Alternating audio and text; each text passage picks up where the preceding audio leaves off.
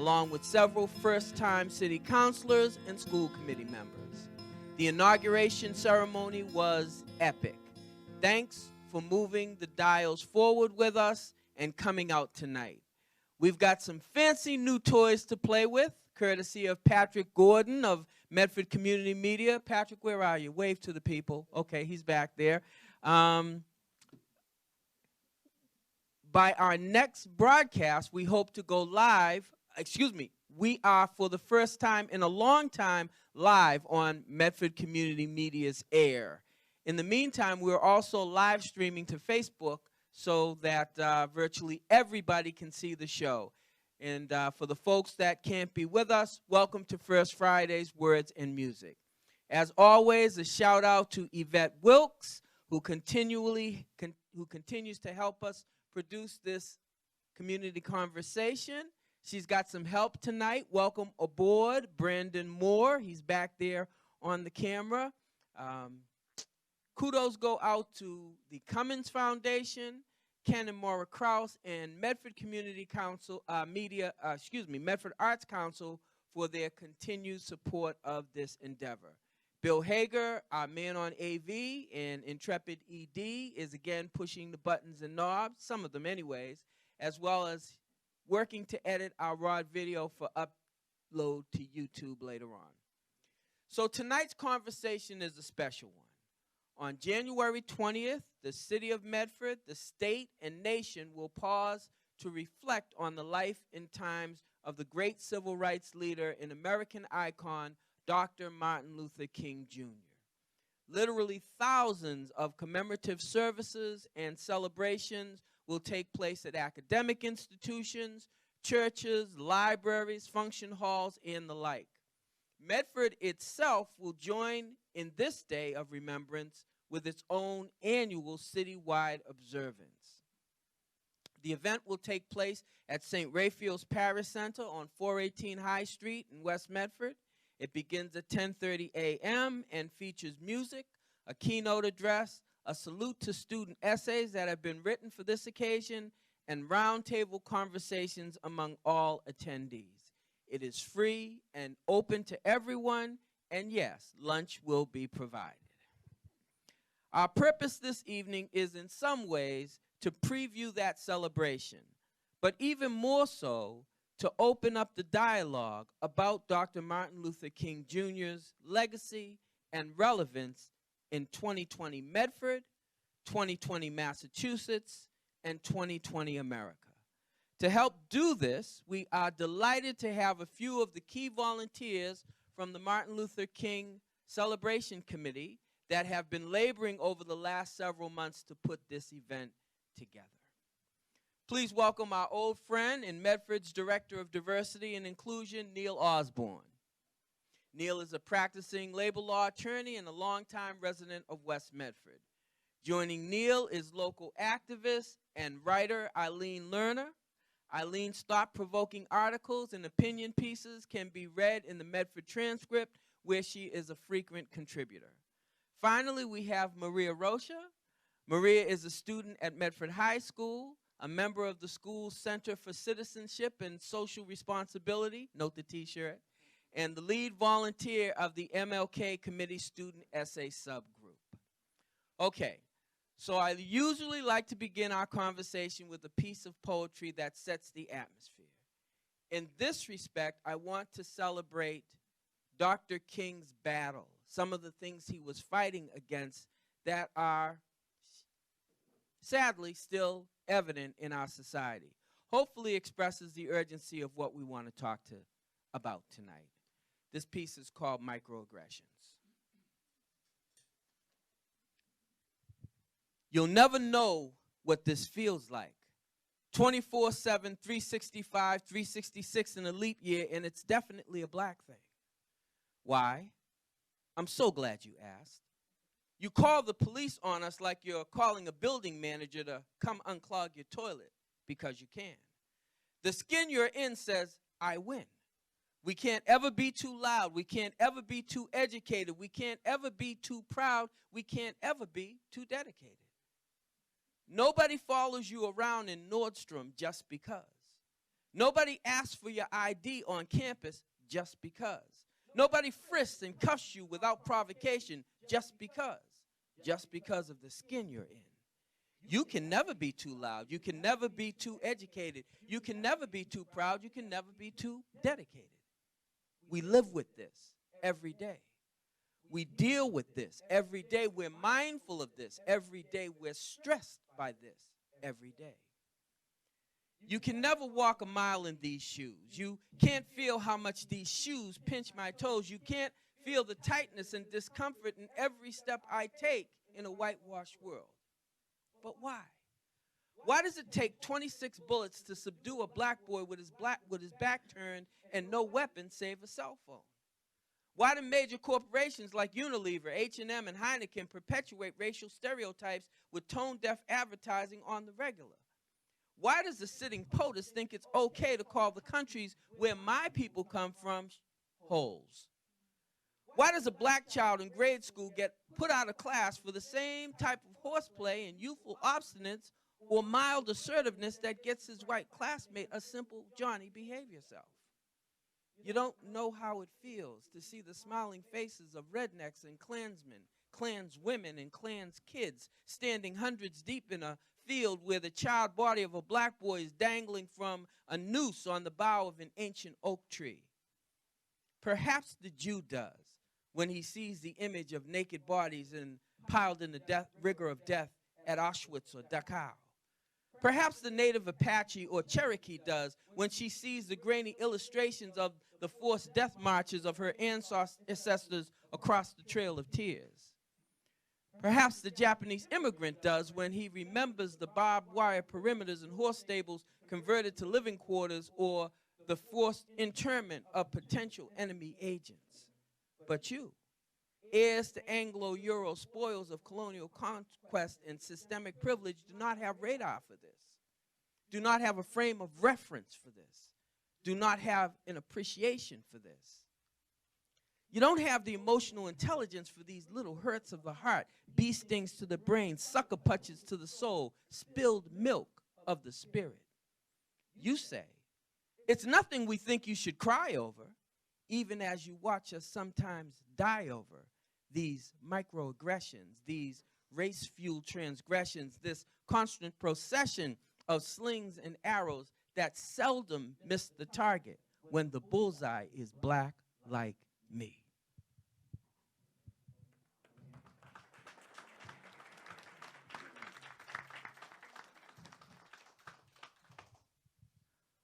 Okay. I want to begin this conversation with Neil. Neil, for the last several years, both as a leader in the Mystic Valley branch of the NAACP and as the city's director of diversity, you've been a strong proponent of this annual celebration. Please talk a little bit about the evolution of this January 20th event. Terry, thank you for inviting me back to Words and Music. It is an honor to be in this building and to have such wonderful technology that allows people to be sitting at their homes to be into this wonderful center for these conversations. And thank you for that poem. It takes people, it makes people think for a moment. It makes people think about someone that may not look like them, and that's important about Dr. Martin Luther King's legacy. He died trying to make this country live up to its moral ideals. And when we began to put on this annual event, there were a few folks in Medford who said, we had to leave Medford to go to a Martin Luther King celebration. And we didn't think that was right. Because many years ago, the NAACP put on an event, and it was a great event, it was well attended, and we needed to get back there. But we didn't need to just get back there to say, hey, we did something. We wanted to create an event that got folks together who might not otherwise meet or interact with one another. We wanted them to understand that there's more work to be done, and there's more work to be done in this nation, in this state, and in our own communities. And we can be the people that do the work so that Martin Luther King's dream can be lived by everyone in this nation. So it was a step of folks coming together because we wanted to build something, and I'm happy to say we are beginning to build this tradition in Medford to celebrate this great man's life. Fantastic. Thank you. Thank you for that. I'm going to go over to Eileen now. So, Eileen, can you talk a little bit about being on the committee and getting to consensus on what will be taking place on January 20th? Getting to consensus. Always a challenge. Yes. Well, I don't think it was that much of a challenge. We realized that we're in a critical time here. Our nation is being polarized, and we've witnessed the death of too many people at the hands of police or people that are like the KKK. We realized that the problems that Dr. King stood against have somewhat been ameliorated. Some things have changed. Many things are better, but everything is not better. And for that reason, we need to keep informing our people about what Dr. King's values were, what he stood for, what he achieved, how he organized people. He didn't do it alone. And how, you know, the struggle is not finished. It continues.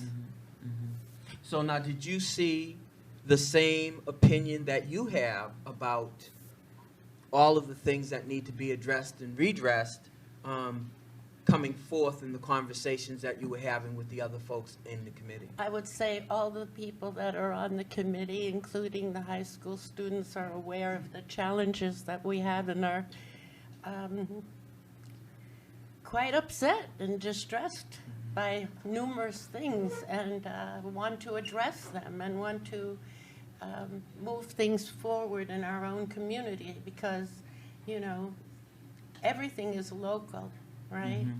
Everything is local. So here on the local level, we want to, you know, we all need to be together. We need to bring all of this, you know, we're increasingly diversified, and we need to know each other and to work together, and in numbers there's strength. Yes. You know, so I think one of the main purposes of the Martin Luther King celebration is to bring people together, to celebrate a history, to get to know each other, to maybe feel like doing something together with each other, you know, and also to take pride in what has been accomplished by so many people, not just Dr. King, but lots and lots of people have gotten us where we are today, and we want to go further. Further, absolutely. Thank you. Thank you so much.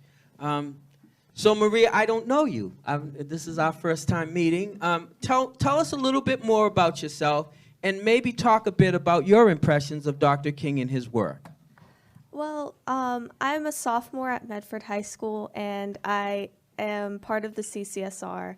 One of the major things that the CCSR has taught me, which I think really heavily connects to the work of Dr. King, is bringing the community together, because the CCSR, their projects all focus on benefiting your community and creating a more diverse, a more inclusive, a safer environment for everybody, because you have all types of different people from different backgrounds doing these projects that span all different types of topics. Like, for example, there's the Diversity Week, which is major because you don't see that in a lot of places, but at MHS you have an entire week dedicated to diversity.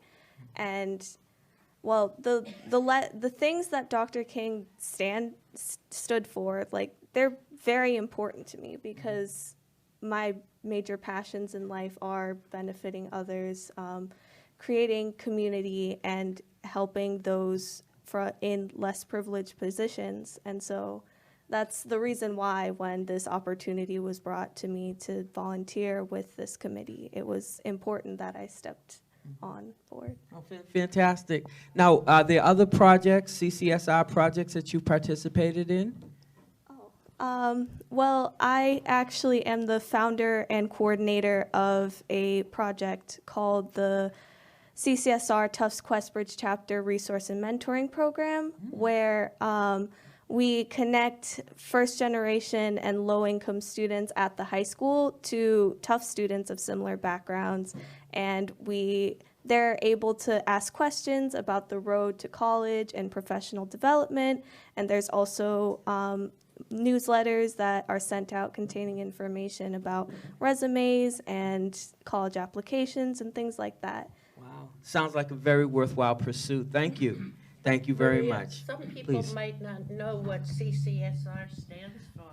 CCSR stands for Center for Citizenship and Social Responsibility. Very good, very good. This is wonderful.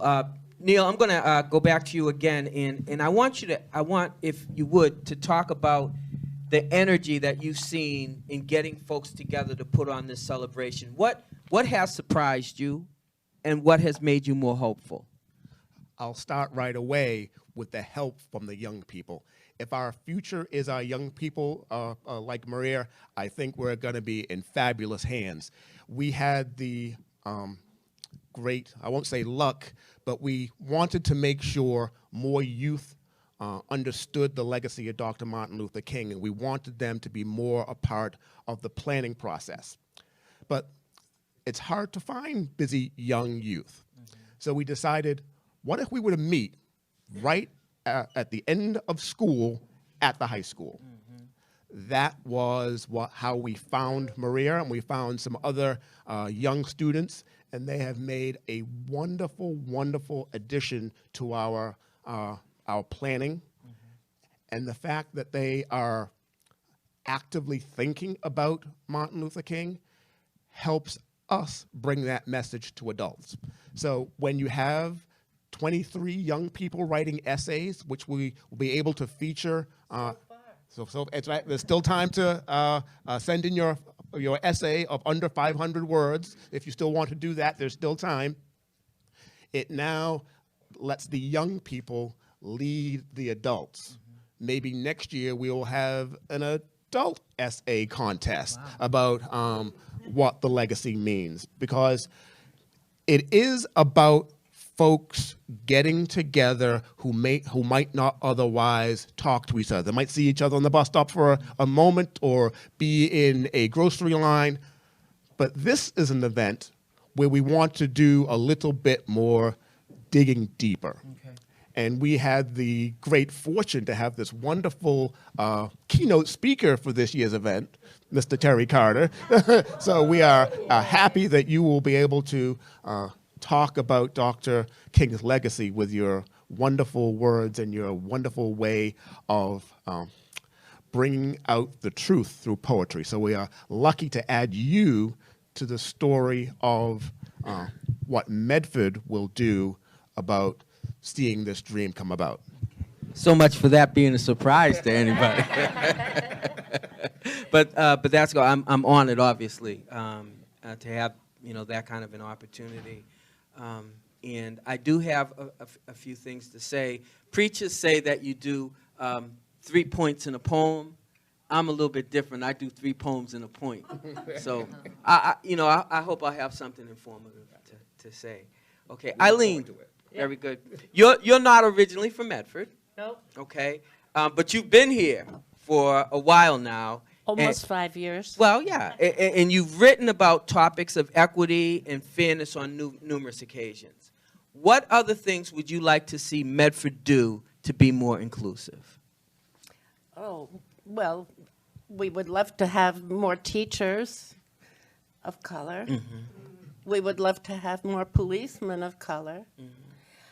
I was struck when I went to the mayor's inauguration by the people on the stage. On the one side was the school committee with, I think, about 5 women and 1 man. On the other side was the city council with, 6 men and 1 woman. And I thought, we've come a long way, but not that far, and I would definitely like to see more women, more people of color on the city council. I would like to see you know, charter review and, you know, just a lot more people of color in the city hall. I'd like to see the city hall have art in it that represents a lot of the different people who live here instead of just white men or ships. That's it. If you're not a white man and you're not a ship, you ain't in City Hall on the walls, you know? And, yeah.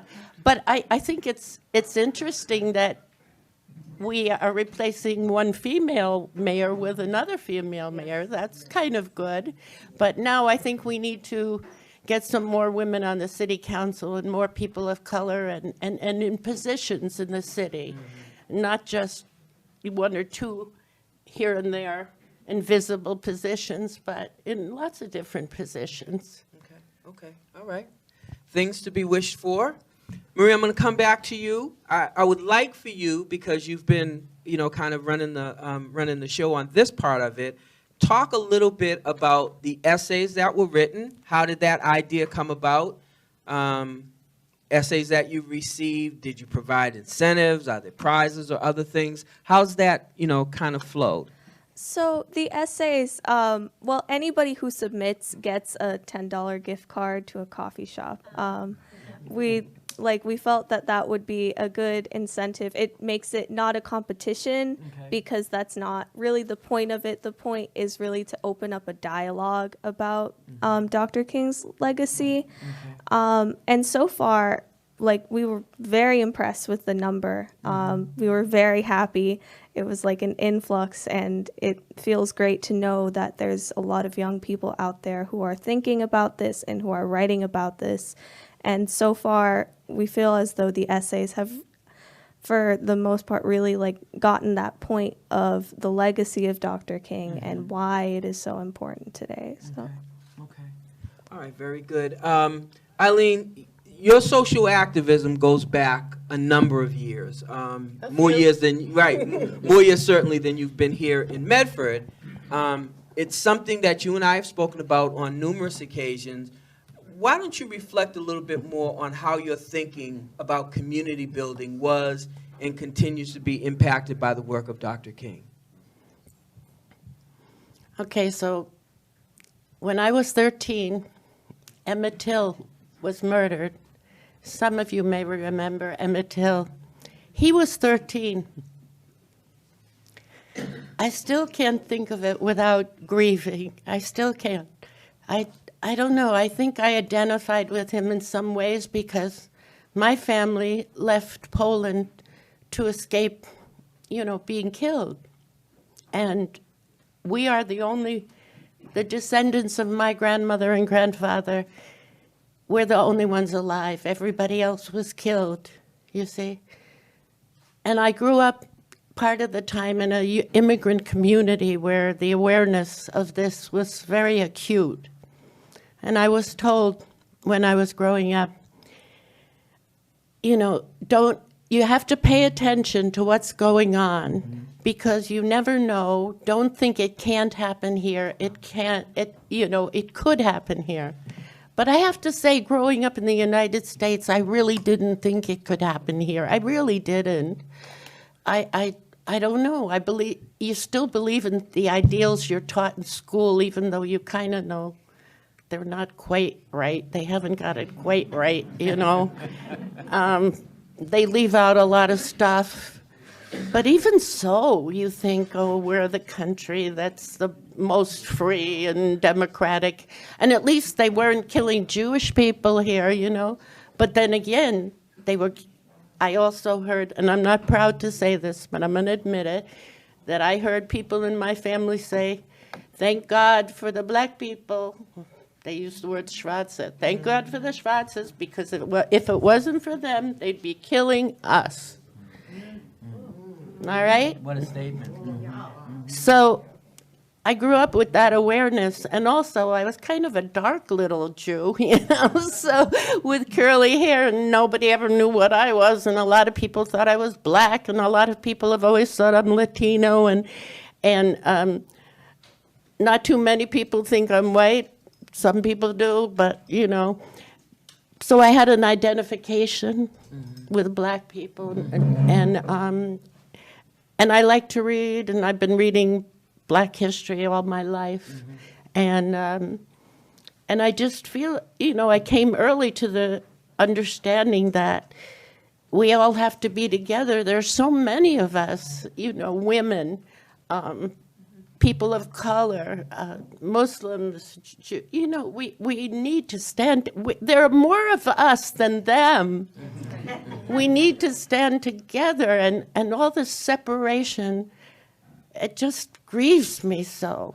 It grieves me so, you know, that now that I'm older, I want to see some change. I want to see, yes, I've seen positive change, but also it seems like in some ways we're going backwards.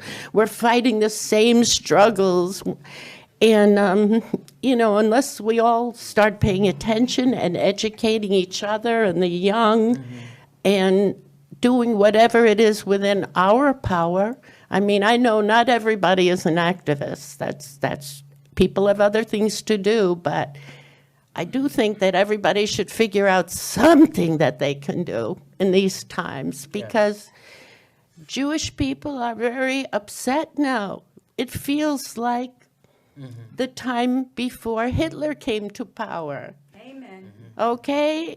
And we're motivated. I think it's very interesting that a lot of the activists in town come from a Jewish background, you know, and we're all traumatized by what we're going through today. Okay. Thank you. Thank you very much. Wow. Neil, as someone who's been on the front lines in seeking equity and fair outcomes for clients and employees, how has your professional life been impacted by the legacy of Martin Luther King Jr.? As a person that's 55 years old, I lived when Dr. King lived, but I didn't understand the times that he lived in. My parents did, my grandparents did, and to learn of the sacrifices that they had to go through to maintain daily dignities, what struggles they had to go through to have a family and hold a family together and have faith that the future could be better, drove me to be the best that I could in education, because it was drilled into me in the house that that was our family's legacy. Yes. That my parents would do whatever it could so that I could have an opportunity. And that's part of Dr. King's message, that people are just looking for an opportunity. And because of that, I wanted to do more in the community, finding ways to bring people together. And my wife still slightly makes fun of me saying it's good to be Neil Osborne, because they say if you do what you love, it's not work. That's right. Being diversity inclusion director, I love doing that. It's not work, it is community building, and I am privileged to be able to do that in the hometown that I grew up. Excellent, excellent. Wow. So, Marie, I'm going to come back to you. I know you weren't alive, for the most part, when Dr. King was involved in civil rights in America. How did you come to be aware of him and his work? And how do you feel, what do you feel has changed in America that you're experiencing today? Well, I remember that in, I think, maybe even kindergarten, like we were sort of beginning to learn a very watered down version of the history. And then as time went on, you know, we learned a little more, but I feel like it was never the full story. And really, it was like that sort of consciousness, like that thought in the back of my head, like, yeah, I know that this is some of it, but what's the full idea? I think that that really came about in 8th grade, where I was very fortunate to have a language arts teacher and a math teacher who were very passionate about educating us on these types of issues. And then I think that that's really when like this came into my consciousness. And really ever since, like, equity, and the idea of justice and social justice, it has been like something that's part of my core. Okay. And I feel like today in America, you see a lot of issues. You see a lot of these horrible things happening on a daily basis. Okay. But one thing that I kind of look to as hope is the fact that you hear about it. Okay. Like you don't have these things being swept under the rug anymore, and you have young people who are hearing these things and who are questioning these things and Okay. who are working towards making the world better and making the world a more just and equitable place. Okay. Okay. And you're one of them. Yeah. You're one of them. I try. All right. So I want to talk a bit about current perceptions of the state of race and society in this country. Here's the question that I would like actually for all of you to address. If Dr. King were to come back to us tomorrow, what would he be seeing and what would he be feeling? I want to start with you, Eileen, and we'll try and, trim the answers a little bit. Well, I certainly think that Dr. King would be very, very distressed by what's happening at the border. I mean, he stood against the Vietnam War when it was really not a popular thing to do. And I think he would stand against the separation of children from their families. He would stand against the treatment. He would want them to have asylum. And he would want, so many of the things that our president doesn't want, right? So, yeah. Wow. Okay. Neil? I think he would be mad. He would be upset that people weren't doing enough. But he wouldn't just be mad on his couch. He would be in the streets leading us, making us a little bit uncomfortable to get the justice that we need. Maybe a few of us need to be a little bit uncomfortable to force the issue to make sure that everyone is treated equally for who they are. Yeah, absolutely, absolutely. Please, Maria.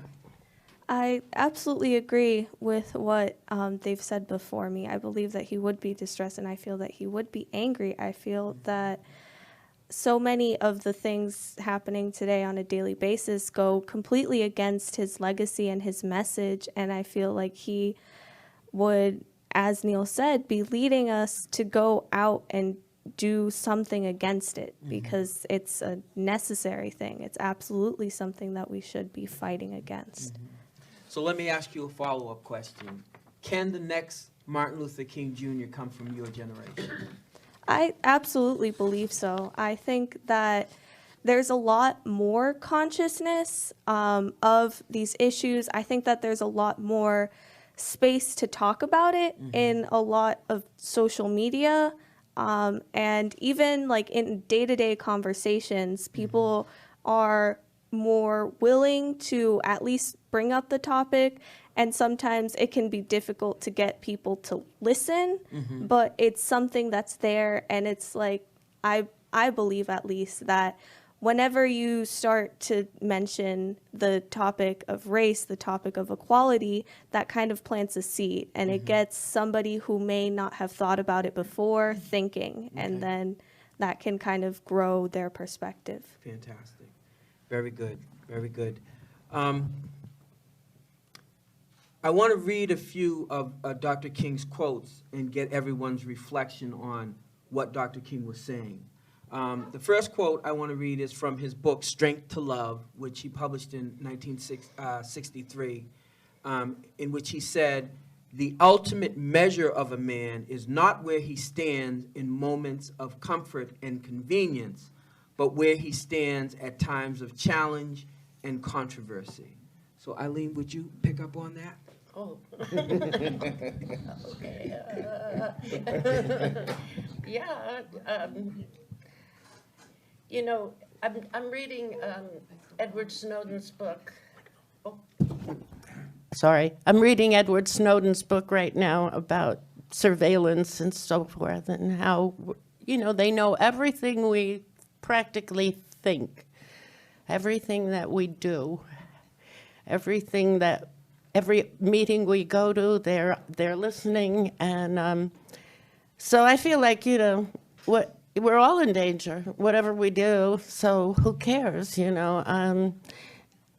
I've always felt that way. I've participated in protests for most of my life, and I remember, you know, the photographers would be on top of the buildings taking pictures, and people would say, "Oh, look at the photographers up there, remember?" Yeah, and people would, and I'd go, "Hi, hi," because I refuse to be censored. I am not self-censoring myself, you know, and you know, if we do that because we're frightened, then we do the government's work for it. Mm-hmm. That's how I feel. Mm-hmm.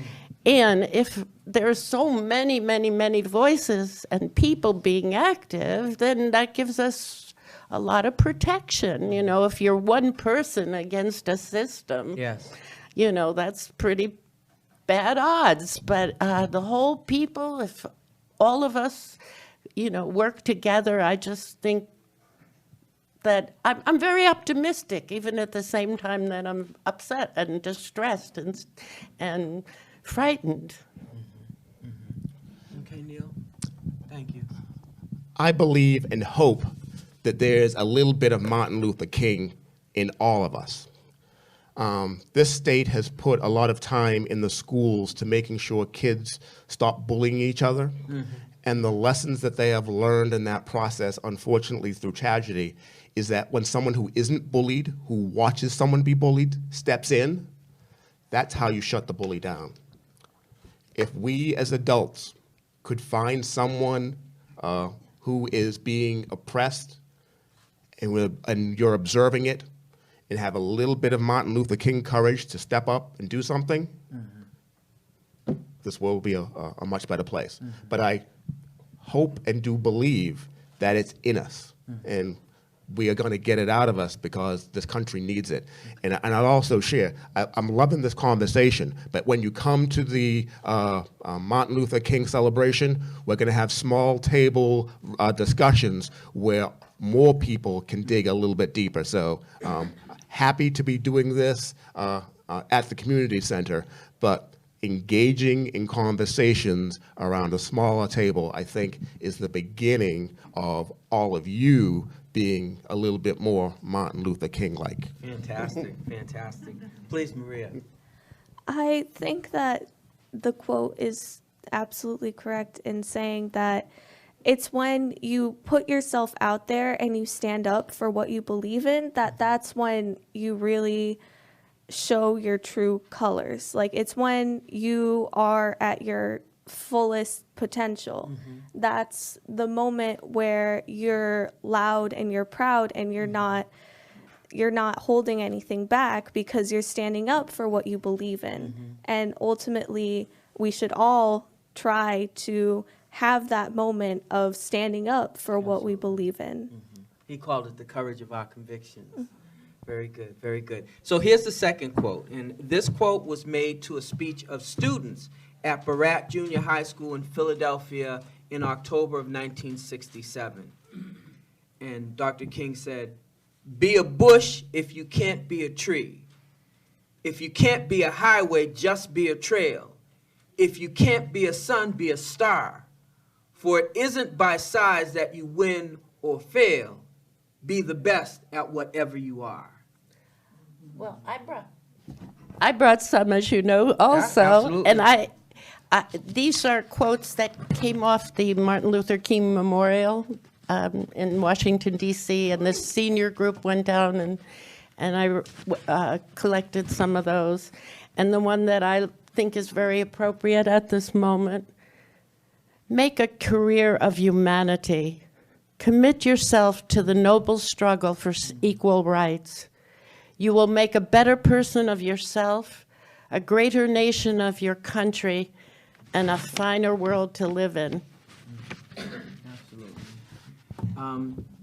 And I'll go right over to you, Neil, but I just wanted to say this. I consider myself a pretty fair I won't say country poet, but because I'm a city kid, city poet. But if you read Martin Luther King's speeches, some of the greatest poetry in the American tradition is in his sermons and is in his speeches. So if you're a fan of poetry, I would urge you to read Dr. King's speeches, because his use of the language is so evocative and so lush and so beautiful that you can't help but be emotional. I know we get emotional when we read these quotes, because that was Dr. King. So Neil, be a bush if you can't be a tree. Is it okay to be a shrub too? You can be a shrubbery. I think the legacy of Dr. King is he left these wonderful messages. He understood the work that he was doing was so challenging to the status quo that it would cost him his life. But what I think he's trying to tell each and every one of us, you don't have to lead every march. You don't have to empty your bank account to every cause. You could just be a kind neighbor. You can help out someone with $1 or $2. You can help feed someone. There are so many things that you could do to help bring this country to a point where equal justice is easy to find and not hard to find. Absolutely. So he left us these wonderful words. And part of being a more just society and honoring Dr. King, read some of his work. Maybe go back and read it again if you've read it before. It's amazing that the words he wrote are currently still relevant. Absolutely. And we're hoping for a time where it will be out of relevancy because we've achieved his dream. Fantastic. Very good. Please, Maria. I think that the message of being whatever you can be is so important, because I feel as though many people are afraid of doing something because it's like, what if it's not enough? But the truth is, it's not about going and doing everything all at once. It's about those little steps, and those little steps will add up, and it's going to create an enormous impact. It's about hearing somebody say something and saying, hey, maybe don't say that. You don't necessarily need to go and write an essay or something about like why this is wrong, but just taking that little step, that little moment, it's what allows the world to slowly but surely become a better, more just place. Very good. Very good. So I have one more quote, and this is from his letter from Birmingham jail, which was written in April of 1963. We know through painful experience that freedom is never voluntarily given by the oppressor. It must be demanded by the oppressed. Neil, I'll start with you on this one.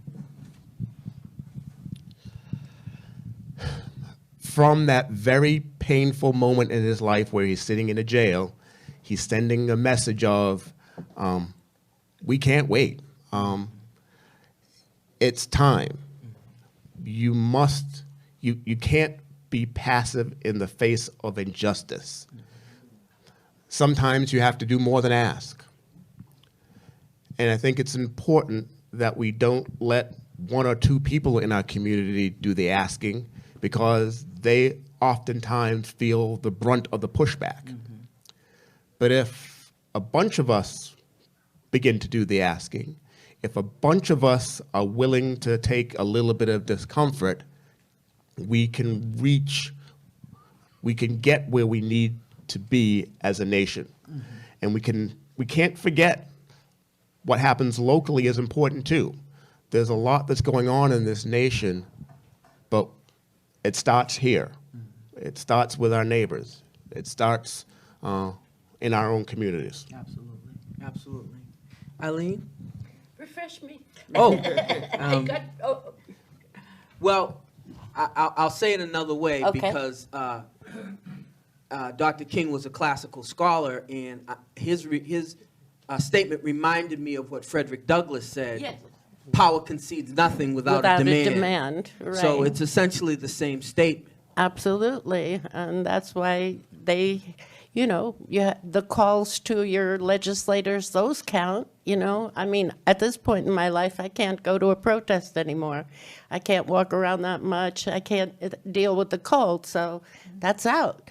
But, maybe calling a legislator, that's something people can do, or voting. That's something people can do, That's so important, and so many people didn't vote last time. Let's hope that young people, please go to the polls and please vote. That's so, so, so important. I've heard too many people give up and say, oh, the system is corrupt, the Democrats are the same as the Republicans, I'm not going to vote. No, don't, please, please vote. I always say to people, I prefer less evil to more evil, don't you? Wouldn't you rather? Very good, very good. That's a wonderful statement. Please, Maria. Well, it's really that quote kind of reminds me of when the global climate strike was happening. And I remember that our principal sent out an email saying, no, this is not going to be an excused absence. And so it was inspiring to see how, in spite of the fact that our administration at the school had decided to kind of punish these kids in a way to stand up for what they believe and send that message, they still went ahead and did it. And I feel like that idea of demanding and sending that message no matter what is really important, and it's something that some of us need to be reminded of not just standing passively, but rather going out in the streets and shouting for what we believe in. That's fantastic, just fantastic. Okay, so we're getting close. We're all pretty excited about what's going to take place at St. Raphael's on the 20th. So I'm going to ask everybody the same question. What are you particularly hoping to see during the day? Eileen, what do you want to see? I want to see the room filled with people. I want to see more young people there. Oh, sorry. I want to see the room filled with people, and I want to see more young people there. And I'm really looking forward to hearing Terry, because I know he's going to be terrific. And also Richard Lawrence is going to be there with a group of musicians, and I'm looking forward to the music. I'm looking forward to the discussions at the table and hobnobbing with people, seeing people. It'll be a great community event. And I hope that there'll be some positive movement that comes out of it. I'm sure there will be. I think so, too. I know there will be. Excellent, excellent. Neil, how about you? For the veterans of the MLK celebration in Medford, I'm hoping for mild weather. For the last several years, we have had some difficult weather, but with a little bit of mild weather, I'm expecting a completely packed room. We are appreciative of St. Raphael's Parish for offering that space, because when we started to put this back on, we had the event in this room, and we got it to capacity pretty quickly, Yes. and we're happy that St. Ray's has offered that large space. And I'm also looking forward to people engaging in those small conversations with the hope that when you came in there, you leave with a new friend that you might not otherwise have had. Very good, very good. Maria, what are you hoping for? Well, similarly to Eileen and Neil, I'm definitely most excited to see these people from different backgrounds who may not have known each other before have these discussions and have this, leave the room with a more open mind and leave the room with the lessons of the day and learning something about what the legacy of Dr. King means. Fantastic. Very good. All right, so I'm going to give everybody a minute or two for their closing thoughts. And Eileen, I'll start with you. Okay. Hit me. Closing thoughts. What would you like Oh, to close our conversation with? oh.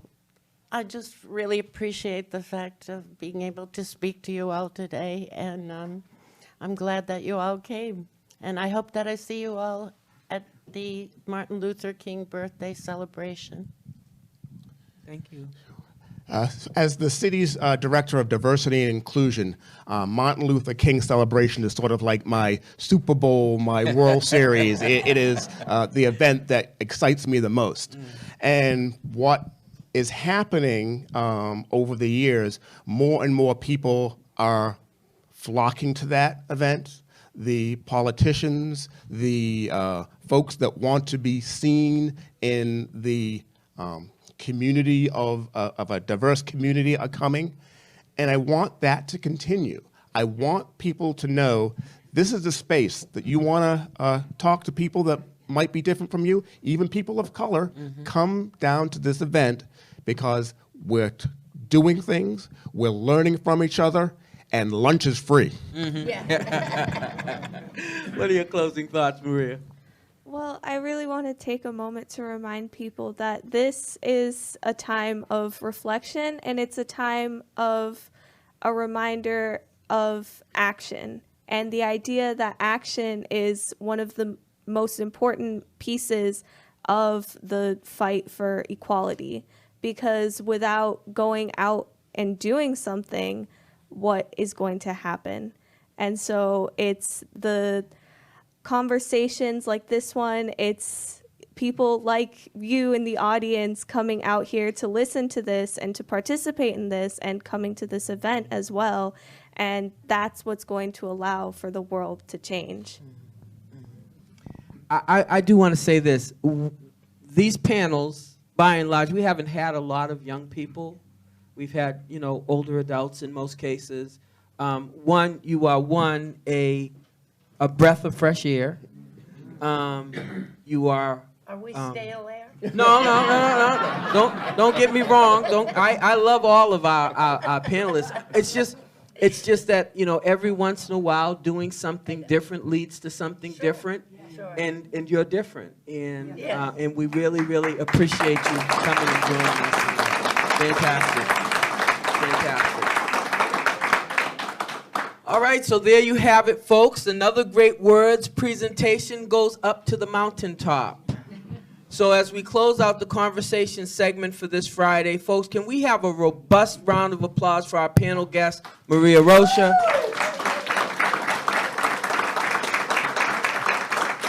Eileen Lerner,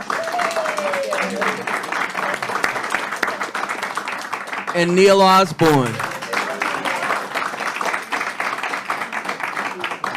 Okay, so please don't forget to come out on January 20th for this momentous celebration. As Eileen said, Richard Lawrence, Vernie Miller, Stacey Clayton will be the featured musical entertainment. They're all wonderful. You'll enjoy them. Stacey sang the house down at the mayor's inauguration, so come out and hear her again. You'll also be able to get a read of the student essays that were collected. They're being put together and hopefully being made available, so in a document that everybody can read and perhaps take. And there will be a dynamic sharing of thoughts and opinions, as you said, at our roundtable conversations, as Eileen said as well. And I may have a little something to share as the keynote speaker.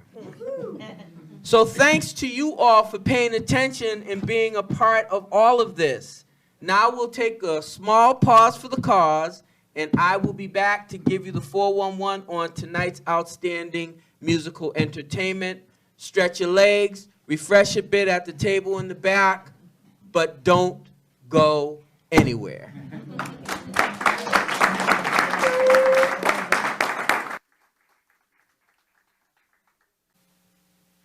And a hush came over the crowd. Okay, so we always have to do our commercials, our previews of coming attractions.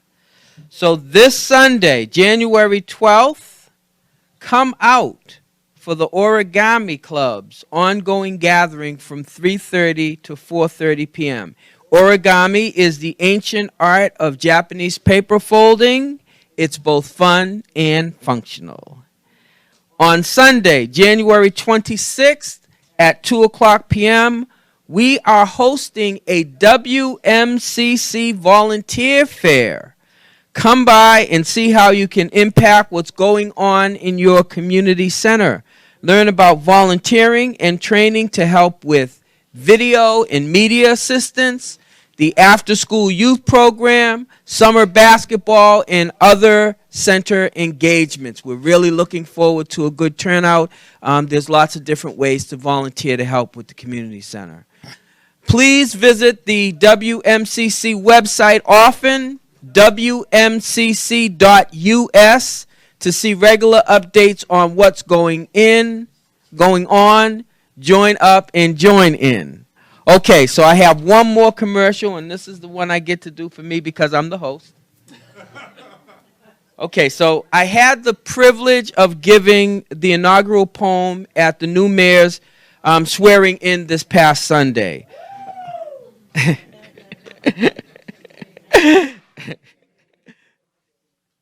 It's good to have fans. Due to local interest, a chapbook, which is a small poetry book featuring the text of the poem, is being printed. Stay tuned for details if you're interested in getting one for yourself. I also have my own books. Well, it's all my own, but I also have my books available. I'm a poet, as I say. I've got 4 going on 5. This is my collection of brown skin poetry. If you're interested, if you like what you heard, you can always see me after we close, and I can make them available to you. That's it. All right, now, this is the fun part. So if you'll remember, the last time we got together, we were treated to the lush and evocative sounds of 3-time Boston Urban Music Award winner, the amazing Athene Wilson, and her accompanist, the soulful Rollins Ross. Was that a time or what, folks? All right, all right. So I have to admit, I was in heaven. They were exceptional, and I can almost guarantee you that you will see them again. They loved being here, and they loved being here as much as we loved having them with us. So tonight we're going to switch it up again. Old friends are new again, as we happily bring back to the floor my friend. We went to high school together, and intrepid drummer Bill Casey. Bill is gigging with yet another group, a great group of jazz players. They're calling themselves the Bill Casey Collective. And these cats, we call them old heads because, you know, they're old souls. They've been around for a minute. They've seen a few things. And they're playing everywhere all the time. They decided tonight they would come out especially to play for us. And I'm really thrilled to have them. Joining Billy tonight are none other than Tim Blackman on piano, on the keyboards. Bill Kuklinski on guitar. Okay, he's the second Bill on the docket. We got Tim McLaughlin on the sax and reeds. Okay, we got he's the second Tim, and then we got Mark Pfaff on bass. Okay. We've also got a singer who will be coming to join us for a number or 2. She's sitting out in the audience right now, but give her a warm welcome, Miss Debbie Lane. Okay, Bill, anything else I need to tell him? All right, let's get it on. All right. Let me get out of the way and let the musicians have their say.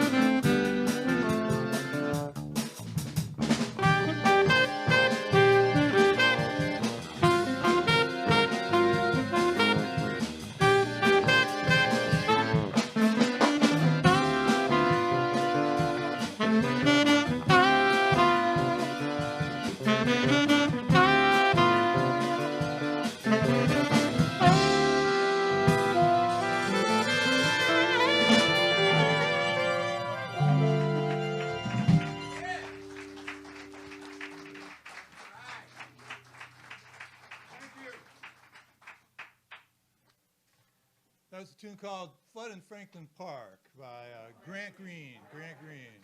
I don't know if that's Boston, Franklin Park, but there's another tune here. Gigi Grice tune. A whole lot of people recorded it. Bill Evans, Art Blakey, Cannonball Adderley, Clifford Brown. Thing called Minority. Thing called Minority.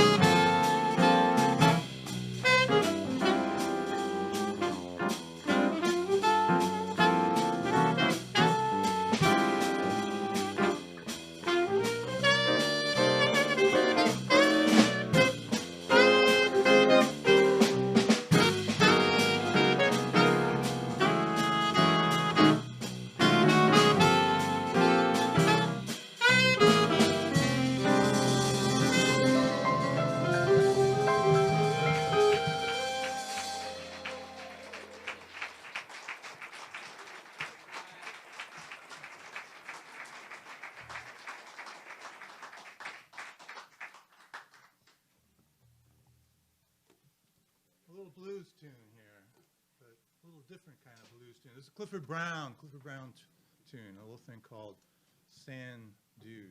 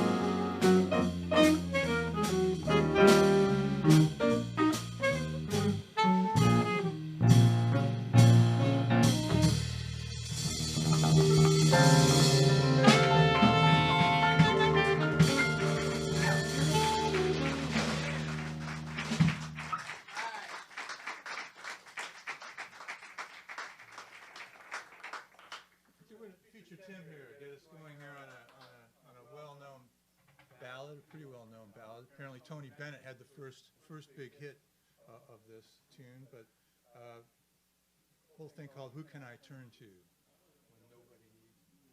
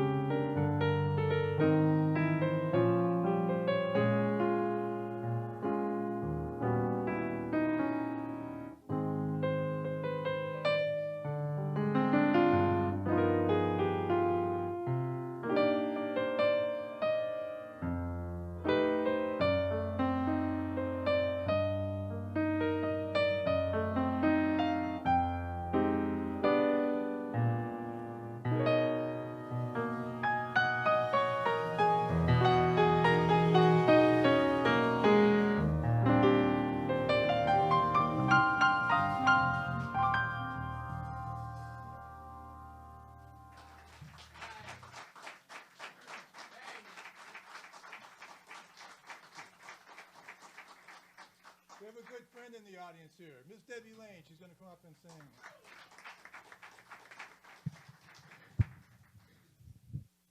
This, I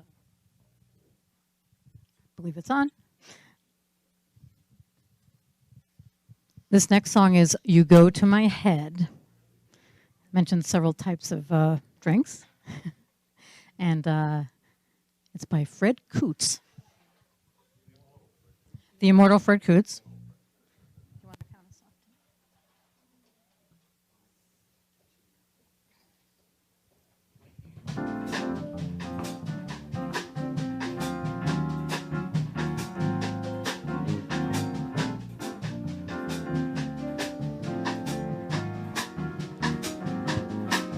You go to my head and you linger like a haunting refrain, and I find you spinning round in my brain like the bubbles in a glass of champagne. You go to my head like a sip of sparkling burgundy brew, and I find the very mention of you like the kicker in a julep or two. The thrill of the thought that you might give a thought to my plea casts a spell over me. So I say to myself, get a hold of yourself. Can't you see that this never can be? You go to my head with a smile that makes my temperature rise, like a summer with 1,000 Julys.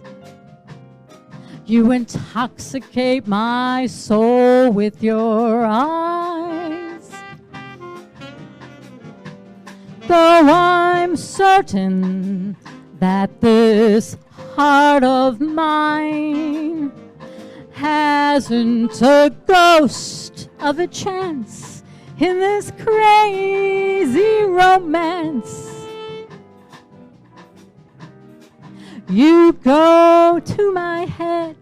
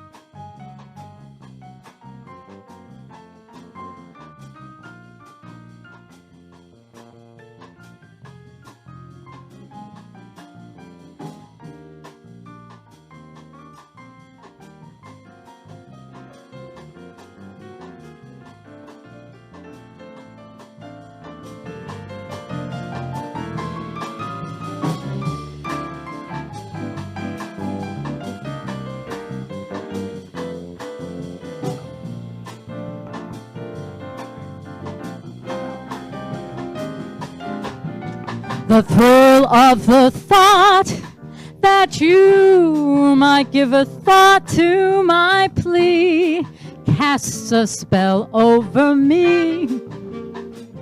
So I say to myself, get a hold of yourself.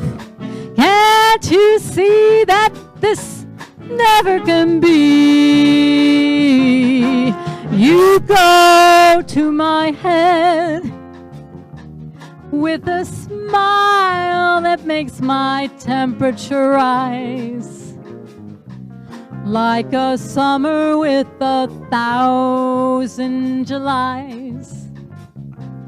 You intoxicate my soul with those eyes, though I am certain that this heart of mine hasn't a ghost of a chance in this crazy romance. You go to my head. You go to my head. You go to my head.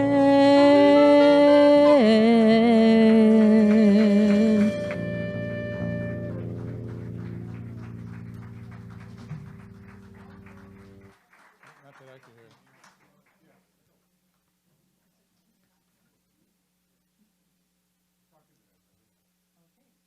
We will talk into this now. Yeah, the monitor.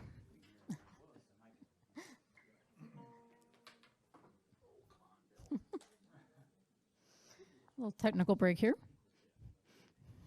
But we can speak about the lyric in the last song said 1,000 Julys. And this next song, well, I understand it's going to feel a little bit like July this weekend here in Boston.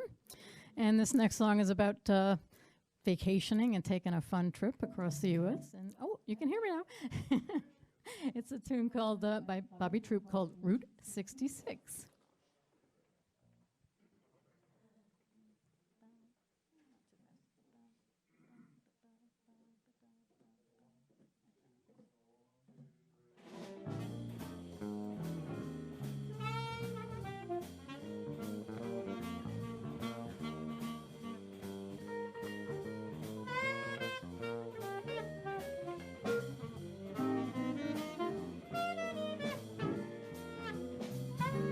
Well, if you ever plan to motor west, travel my way, take the highway, that's the best. Get your kicks on Route 66. Well, it winds from Chicago to LA, nearly 2,000 miles all the way. Get your kicks on Route 66. Well, it winds through St. Louis, Joplin, Missouri, and Oklahoma City is mighty pretty. You'll see Amarillo, Gallup, New Mexico, Flagstaff, Arizona, don't forget Winona, Barstow, Kingman, San Bernardino. Won't you get hip to this timely tip when you take that California trip? Get your kicks on Route 66.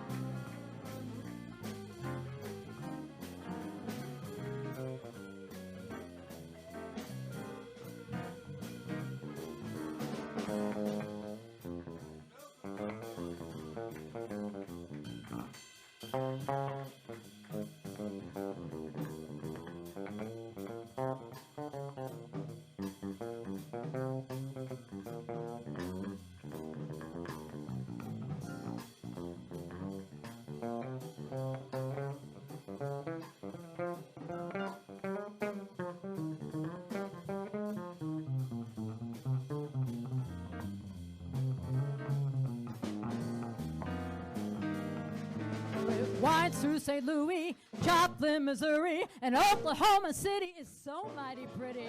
You'll see Amarillo, Gallup, New Mexico, Flagstaff, Arizona, don't forget Winona, Barstow, Kingman, San Bernardino. Won't you get hip to this timely tip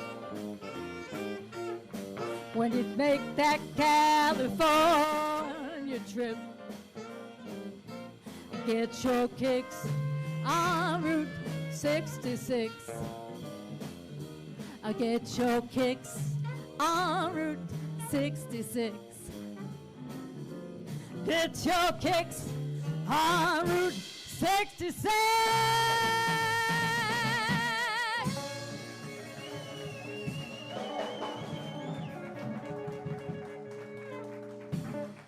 Thank you.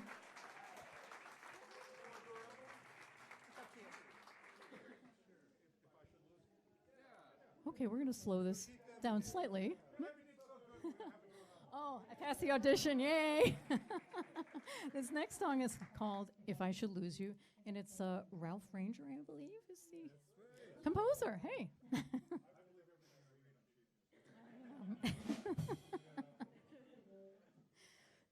Fake news, okay.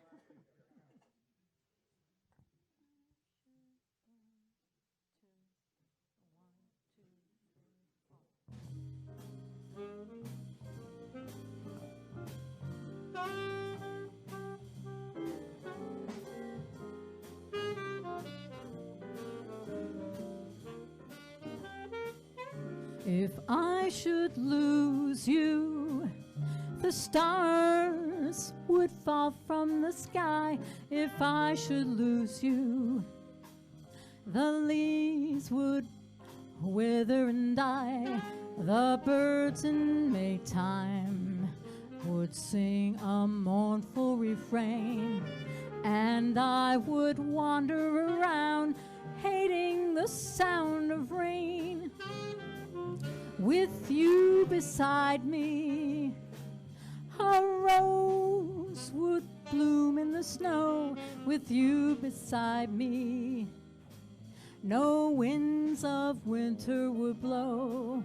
I gave you my love, and I was living a dream, but living would seem in vain if I lost you.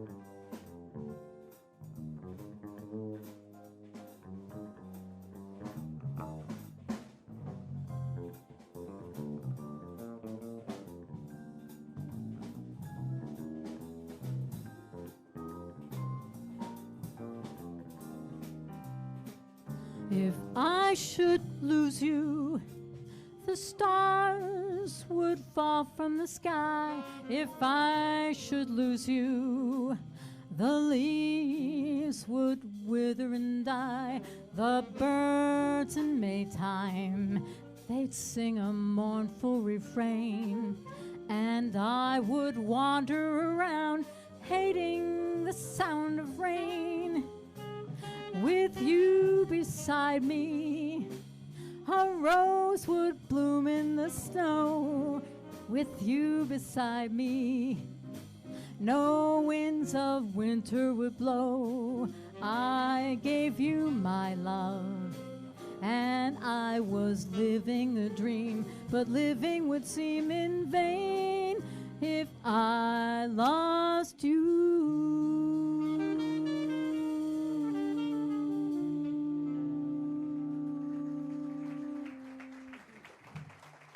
Thank you so much.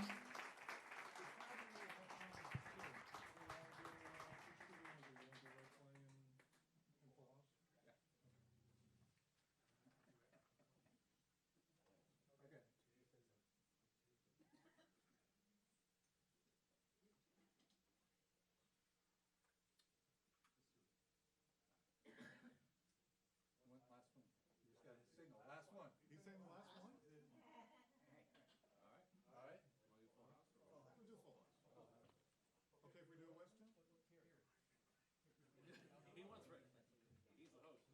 He's the host. No, we'll work it is, we'll play one, we'll close, and then you can continue. House party. All right. After hours. West Medford. You haven't seen Bill's overtime rates, have you? They're phenomenal. That's what he tells us. Okay, so this is for you. Uh-oh. so we're Freddie doing Hubbard, All right, we're doing Red right Clay. Thank you, everybody. Thank you, everybody.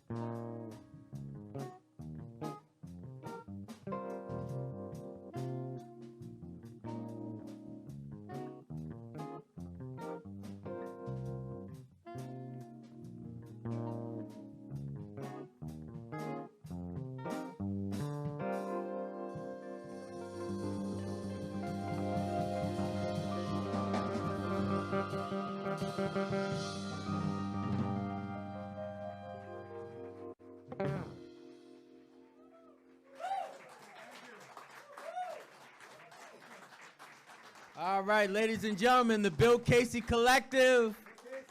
All right, Bill Casey on drums, Tim Blackman, Tim McLaughlin, Bill Kuklinski, Mark Pfaff on the bass, Debbie Lane on vocals. Thank you guys for bringing some great jazz to our meeting house on the Mystic tonight. It was exactly the kind of juice we all need to sip on as we contemplate what Dr. King once called the difficult days ahead. We thank you all for coming out to be a part of our show, to see how we're working to build the beloved community. We sincerely hope to see you again. I also want to give a shout out to Patrick Gordon of Medford Community Media for our high-tech media horsepower. I mean, the stuff we got, it's like getting a pre-owned Mercedes at Herb Chambers, low mileage, one owner. Kudos to Yvette Wilkes and Bill on the technical side, Brandon Moore as well, and to our sponsors, the Cumming Foundation, Ken and Maura Krause, the Medford Arts Council for their continued support of the WMCC and First Fridays. Join us again in February for another edition of Words and Music. We'll be celebrating Black History Month with a few very cool surprises. Stay tuned, more details to come. Good night. Be safe and have a great weekend. The boys might have another tune or two to play for you. I'm going to get out the way and let the band have their say. Say good night.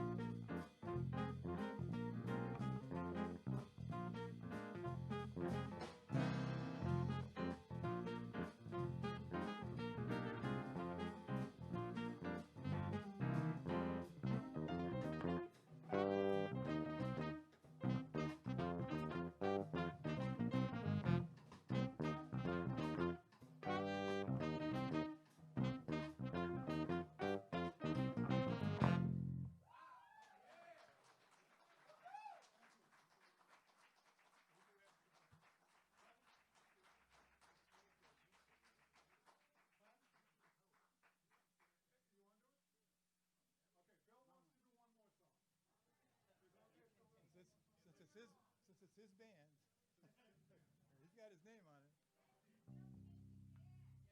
Okay, this song, just to give some background to it, Bill and I and Debbie did a trip a year ago in May of 2018 to Venice to do a jazz workshop. And we had a fabulous time. The food is great. Get there before it floods. But while we were there, oh, really? No, you don't want to hear that. All right. So we met some great musicians while we were there too. One of the guys names a bass player, classically trained bass player who was playing jazz, named Avise Segi. And some of the songs that we did in our workshops were written by Avise. And this is one that we brought back. I don't know the exact reason he wrote it. Either he took a trip to South Africa or he was dating a South African woman at some point. But he wrote a song called African Colors, which is evocative of music from that area, and we hope we do it justice.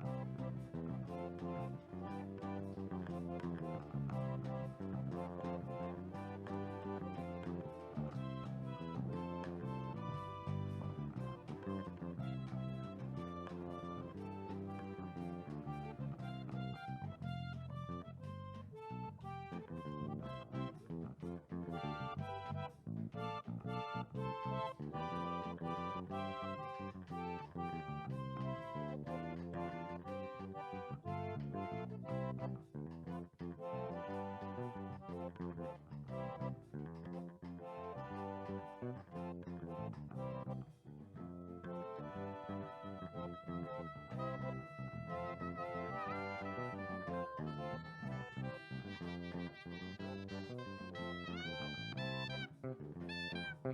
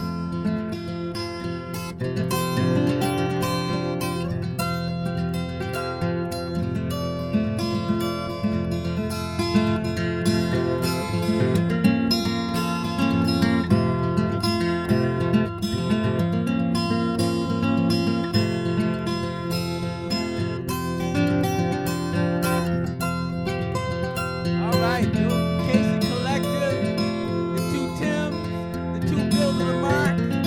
That's the way we do it here at the West Memphis Community Center. Thank you all. Have a wonderful night. All right, we'll bring them back.